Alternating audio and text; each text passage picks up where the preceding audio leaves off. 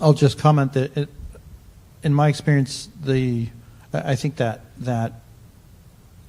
view that tribal folks are against science is it misinterprets concerns expressed about control and consultation. Mm-hmm. There are, too many instances where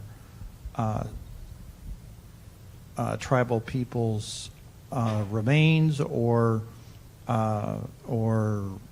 physical, blood, parts of their bodies are taken for scientific study without their consent and without their,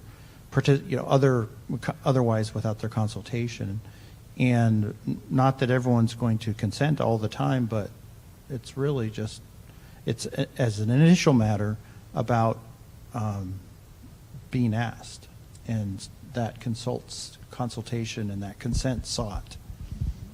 Well, and I would have to say, having done a lot of consultation, it needs not to just be performative.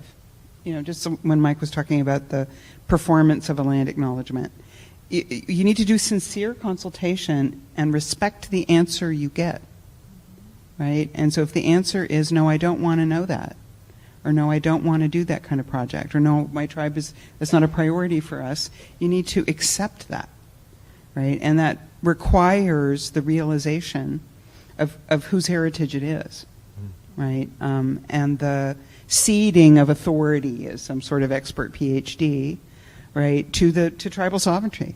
And that's something that happened only in recent decades, right? That expert academics had to cede that authority to tribal governments. And I think it's revolutionized anthropology and archaeology in North America for the better. But there are still many toxic places in the U.S. where tribes don't feel respected and are using their authority to stop research. And they're doing that because they're not in a collaborative educational relationship with their local institutions.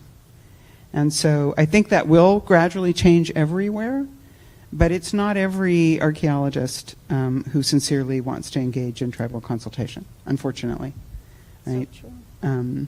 Because, as I told you before, these powerful interests that benefit from destroying these sites, and unfortunately many, I think 75% of the archaeologists in North America are employed in, salvage archaeology, right? So they have that conflict of interest where they need to dig it up to get paid. They need their client's project has to go through.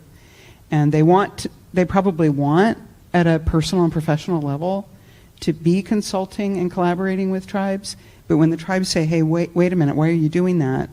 Right? They're in that very difficult position where they're not working, right? They're not paying their rent. They're not sending their kid to school unless they can find some tribal partner to say it's okay. And so there's still that sort of poison in the environment that's about modern land uses trying to desecrate, Native American sacred sites. And so that's still out there, right? I think as an obstacle to anthropology and archaeology really being in solidarity with tribes.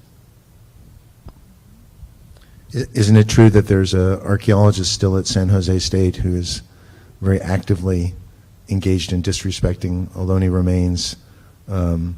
She appears, I guess, on websites holding skulls very proudly when she's been asked not to do that.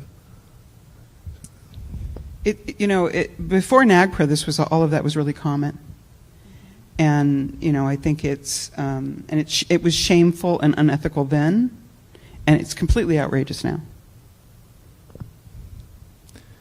Yeah, so this idea that consultation and between different sovereign participants means you get to say no, right? Consultation isn't saying, hey, we're doing this. Well, we told you, now we're doing it.